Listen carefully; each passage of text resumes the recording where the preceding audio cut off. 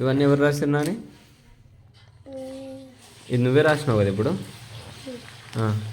ఇది రాయి, ఇక్కడ KIT రాయి. రాదు అని చెప్పొద్దు. ఇందాక అవన్నీ రాసి ఇప్పుడు రాదనడం ఏంది? సరే రాయి నువ్వు, నేను చెప్తా రాయి. K రాయి ఫస్ట్.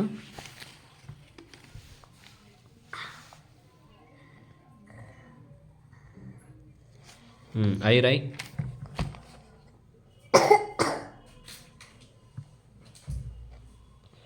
T రాయి. E రాయి. వెరీ గుడ్, అంతే రాసి మిగతా అని. నువ్వు చెప్పు. K అది ఏంద్రా అని KIT అంటే కైట్.